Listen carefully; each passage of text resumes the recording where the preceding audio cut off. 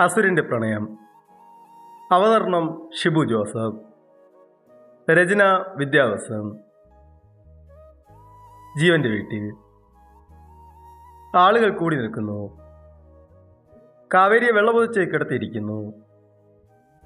ആർത്തലിച്ച് കരഞ്ഞ് തളർന്ന കണ്ണുകൾ കൂടിയിരിക്കുന്നു. രുദ്രൻ കാറിൽ നിന്നിറങ്ങി. കൂടി നിന്നവർ രുദ്രൻ വരുന്നത് ഞെട്ടലോടെ നോക്കിയിരുന്നു.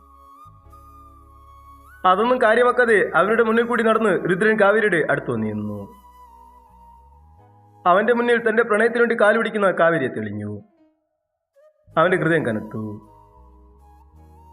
എന്തിനാ വന്നേ? ഈ ശവത്തിനെ പിച്ച് തിന്നാൻ വേണ്ടിയാണോ? ദേഷ്യത്തിൽ ഗൗതം അടുത്തൊന്ന് പറഞ്ഞു. ഗൗതം, ഒന്ന് പോ. വെറുതെ ഇവിടെ കിടന്ന് ഷോ ഇറക്കല്ലേ. രുദ്രൻ പെണ്ണുകൂടി മാത്രമേ മാറ്റിയിട്ടുള്ളൂ. സ്വഭാവം ഇതുവരെ മാറിയിട്ടില്ല. എന്റെ നേർക്ക് കൈ ചൂണ്ടാൻ വരുന്ന ആരായാലും എനിക്ക് പുല്ലുവിലയാ. രുദ്രൻ പല്ലും കടിച്ചുകൊണ്ട് പറഞ്ഞു. ഗൗതം ഒന്നും മിണ്ടാതെയുന്നു. അസുഖം വന്നത് എന്റെ തെറ്റല്ലല്ലോ. പ്രണയിച്ചവളുടെ അവസ്ഥ മനസ്സിലാക്കാതെ അവളെ തഴഞ്ഞത് ജീവന്റെ തെറ്റി. അതെങ്ങനെ എന്റെ മാത്രം തെറ്റാകും? അവളെ സ്നേഹത്തോടെ കണ്ടിരുന്നെങ്കിൽ അത് ഇതുവരെ എത്തില്ലായിരുന്നു. ഇവിടെ എന്റെ മാത്രം തെറ്റല്ല. രുദ്രൻ പറഞ്ഞുകൊണ്ട് എല്ലാരെയും നോക്കി. ഗൗതമേ, വിടറാ. രുദ്രൻ പറഞ്ഞത് ശരിയാണ്. അവളെ ഞാൻ മനസ്സിലാക്കണമായിരുന്നു. ഞാൻ മനസ്സിലാക്കിയില്ല. പിന്നെ ആരാടാ മനസ്സിലാക്കും? ഇടർച്ചോട് ജീവൻ പറഞ്ഞു. ഞാൻ ആരോടും മാപ്പ് ചോദിക്കില്ല. ചോദിക്കേണ്ട കാര്യമില്ല. നിന്നോട് ചോദിക്കുക. എല്ലാത്തിനും മാപ്പ്. രുദ്രൻ ആദ്യമായി നിന്റെ മുന്നിൽ തോറ്റു പോവുക. അതിൽ സന്തോഷം മാത്രമേ ഉള്ളൂ. എന്താവശ്യമുണ്ടെങ്കിലും കൊട്ടാരത്തിൽ വരിക. നിനക്ക് വേണ്ടി കൊട്ടാരം എന്നും തുറന്നു കിടക്കും. രുദ്രൻ പറഞ്ഞുകൊണ്ട് പോവാൻ നിന്നു. എനിക്ക് കുറച്ച് സംസാരിക്കാനുണ്ട്. നമുക്ക് കാണാം. രുദ്രന്റെ തോളിൽ കൈവച്ച് ജീവൻ പറഞ്ഞു. രുദ്രൻ ഒന്നും മിണ്ടാതെ ജീവന്റെ കയ്യിൽ പിടിച്ചുകൊണ്ടുപോയി. ജീവൻ കാവേരിയുടെ കർമ്മമെല്ലാം കഴിഞ്ഞ് അവന്റെ മുറിയിൽ വന്ന് കട്ടിലിരുന്നു.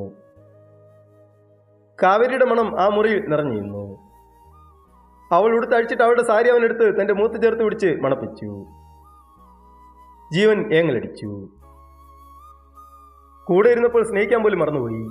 ഇപ്പോൾ സ്നേഹിക്കാൻ കൊതിക്കുക. നീ കൂടെ ഇല്ലാതെ പോയി. ഞാൻ വരുമ്പോഴേ നിന്റെ അടുത്ത് കുറെ കാര്യങ്ങൾ ചെയ്യാനും ചെയ്തു തീർക്കാനുണ്ട്, ജീവൻ പറഞ്ഞു. അപ്പോൾ ഇളങ്കാറ്റ് അവനെ സ്പർശിച്ചു. ജീവന്റെ ചുണ്ടിൽ നനുത്ത പുഞ്ചിരി വിടർന്നു. നരസിംഹ കൊട്ടാരത്തിൽ രുദ്രൻ ആരോടൊന്നും മിണ്ടാതെ തന്റെ മുറിയിൽ പോയി. ഇത് കാണുന്ന സൗമ്യ കോപയെടുത്തുകൊണ്ട് രുദ്രന്റെ മുറിയിൽ പോവാൻ നിന്നു. ഞാൻ കൊണ്ടുകൊടുക്കാം. നിങ്ങൾ ഇവിടുത്തെ കാര്യം നോക്കിയാൽ മതി. ദശ പറഞ്ഞുകൊണ്ട് കപ്പ് മേടിച്ചു. ഞാൻ കൊടുക്കാം. സൗമ്യ മേടിക്കാൻ പോയതും ദശ ഒന്നും മിണ്ടാതെ അതിനെ മേടിച്ചുകൊണ്ടുപോയി. എന്താ ചേച്ചി, ജോലി ചെയ്യാനല്ലേ എന്നെ കൊണ്ടുവന്നത്? ഇതിപ്പോൾ ഇങ്ങനെ? സംശയത്തോടെ സൗമ്യ ചോദിച്ചു. ഇവിടെ എങ്ങനെയാ? ദാ പോകുന്നവർ കഴിഞ്ഞ് ആരേ ഉള്ളൂ രുദ്രൻ സാറിന്, കേട്ടല്ലോ. കുമാരി പറഞ്ഞുകൊണ്ട് തന്റെ ജോലി ചെയ്തു. സൗമ്യ ഒന്നും മിണ്ടാതെ ദശ പോകുന്നത് നോക്കിയിരുന്നു. ദശ കഥ അടച്ചു. തളർച്ചയോടെ കട്ടിലിരിക്കുന്ന രുദ്രന്റെ അടുത്ത് ദശ വന്നിരുന്നു. ഏട്ടാ, ദശ അവന്റെ തോളിൽ കൈവതിച്ചു. ഒന്നീ മടിയിൽ കിടന്നോട്ടെ, രുദ്രൻ ചോദിച്ചു. ദശ കിടക്കാൻ അനുവാദം കൊടുത്തു. ഒരു കുഞ്ഞിനെ പോലെ ആ മടിയിൽ രുദ്രൻ കടന്നു. എന്റെ അസുരന് എന്താണ് പറ്റിയത്? രുദ്രന്റെ തലയിൽ തലോടിക്കൊണ്ട് ദശ ചോദിച്ചു. എന്റെ അമ്മ ഇതുപോലെ വെള്ളം വെച്ച് കിടന്നു. അന്ന് എന്നെ ആരൊക്കെയോ ചേർന്ന് പിടിച്ച് അമ്മയുടെ മുന്നിലിരുത്തി. എന്റെ അമ്മ ഉറങ്ങുവാന്ന് എല്ലാവരും പറഞ്ഞു. പാൽനിലാവിന്റെ പ്രകാശമായിരുന്നു എന്റെ അമ്മയുടെ മുഖത്ത്. ഇന്ന് കാവേരി മരിച്ചു കിടന്നപ്പോൾ എന്റെ അമ്മയെ ഞാൻ കണ്ടു. രുദ്രൻ ഭ്രാന്തനെ പോലെ പുലമ്പി. ഏട്ടാ, ഒന്നുറങ്ങൂ, അപ്പോൾ എല്ലാം ശരിയാകും, ദശ സ്നേഹത്തോടെ പറഞ്ഞു. രുദ്രൻ ഒന്നും മിണ്ടാതെ അവളുടെ മടിയിൽ കിടന്നു. അവളും അവനെ തന്നോട് ചേർത്ത് പിടിച്ചു. അവൾ അവനൊരു അമ്മയായി മാറി. ഈശ്വരി നിശ്ചയം ഉറപ്പിക്കാൻ ജോത്സ്യനെ കാണാൻ വേണ്ടി പോയി. അമ്മേ, ഈ കല്യാണം നടക്കില്ല. നടക്കാൻ രുദ്രൻ വിടില്ല. രുദ്രൻ അസുരനാണ്. അവനിൽ നിന്ന് ഒരു ദയം പ്രതീക്ഷിക്കണ്ട, ജോത്സ്യൻ പറഞ്ഞു. ഈ കല്യാണം ഞാൻ നടത്തും. ഇതെന്റെ തീരുമാനമാണ്, ഈശ്വരി ദേഷ്യത്തിൽ പറഞ്ഞു. നിങ്ങളുടെ ഇഷ്ടം. വിധിയെ തടുക്കാൻ ആർക്കാ പറ്റുക? ജോത്സ്യൻ ചിരിയോടെ ദിവസം എഴുതി കൊടുത്തു. ഈശ്വരി കൊട്ടാരത്തിൽ വന്നു. മോനെ, രുദ്രൻ്റെ അടുത്തൊന്ന് ഈശ്വരി വിളിച്ചു. എന്താ മമ്മ? മൊബൈലിൽ നോക്കിക്കൊണ്ട് രുദ്രൻ വിളി കേട്ടു. നിന്റെ വിവാഹ നിശ്ചയ ദിവസം ഉറപ്പിച്ചു. ഇനി എത്ര നാൾ നീ ഇങ്ങനെ ഒറ്റത്തടിയായി? നിനക്കും വേണ്ടേ ഒരു പെണ്ണ്? ഈ കുടുംബവംശം വളരണം, അതിനെ നീ കെട്ടണം.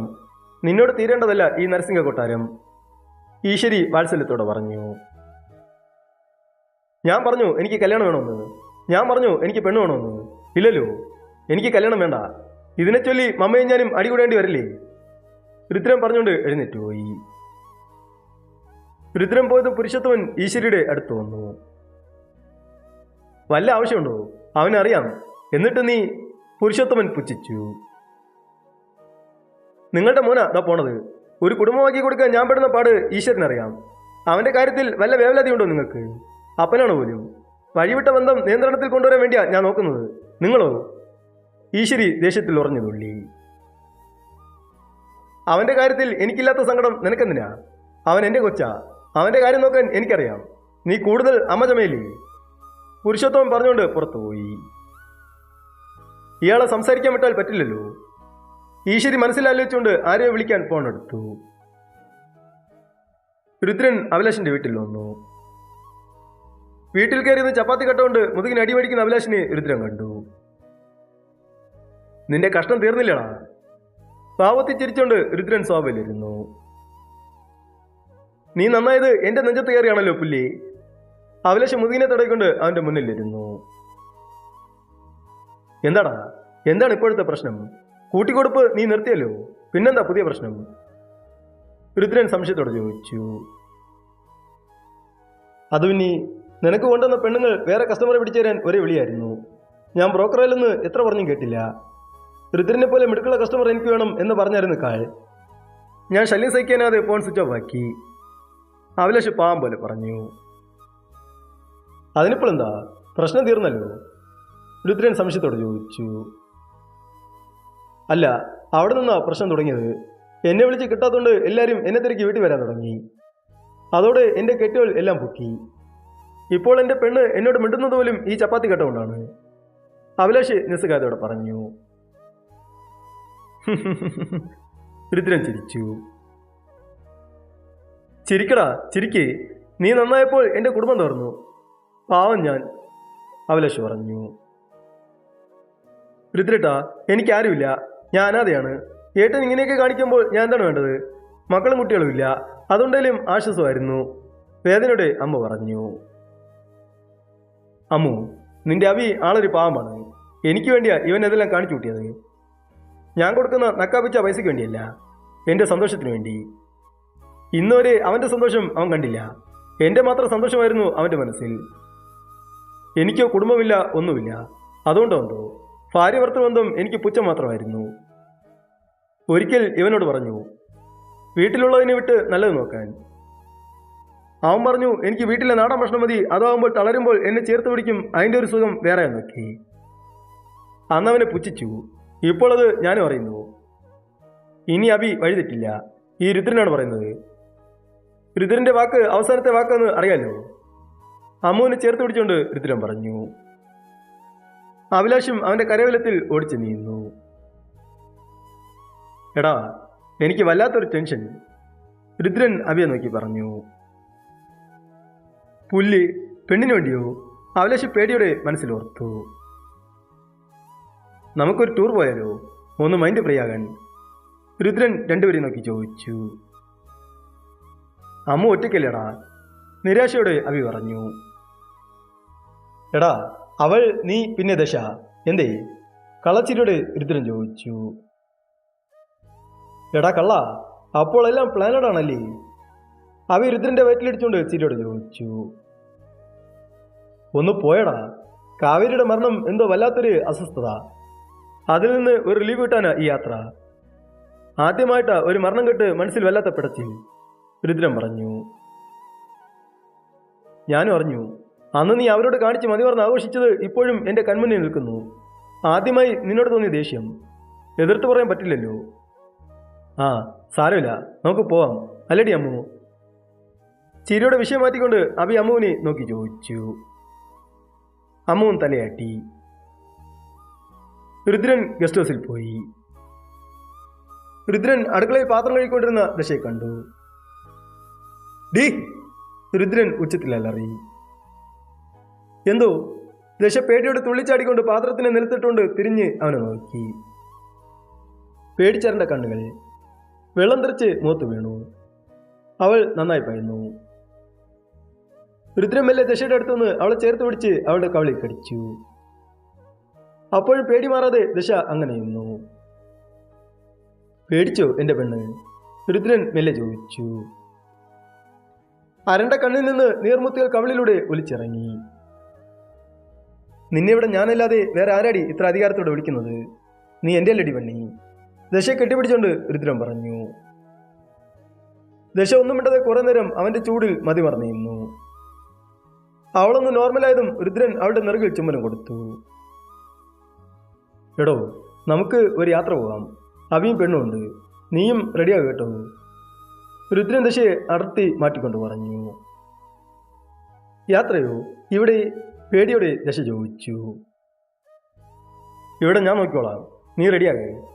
രുദ്രൻ പറഞ്ഞോണ്ട് നോക്കി. എങ്ങോട്ടാ പോകുന്നത്? സംശയത്തോടെ ദശ ചോദിച്ചു. അതൊക്കെ പറയാം, നീ റെഡിയാകേ. നാളെ തിരിക്കണം കേട്ടല്ലോ. പിന്നെ റൊമാൻസ് എല്ലാം അവിടെ വെച്ച് കേട്ടോടി പുല്ലി. അവളെ തന്നെ ചേർത്തുകൊണ്ട് രുദ്രൻ പറഞ്ഞു. ദശ പേടിയോടെ അവനെ നോക്കി. പേടിക്കണ്ട, എൻ്റെ ആലിലെ താലി നിന്റെ കഴുത്തിൽ കയറാതെ ഞാൻ നിന്നെ സ്വന്തമാക്കില്ല കേട്ടോ എൻ്റെ കെട്ടിയോളെ. ദശയുടെ മുഖം പിടിച്ചുകൊണ്ട് രുദ്രൻ പറഞ്ഞു. ദശ ചിരിയോടെ അവൻ്റെ മാറിൽ മുഖമടത്തി. രുദ്രൻ അവളെ പ്രണയത്തോടെ ചേർത്ത് പിടിച്ചു. തുടരും.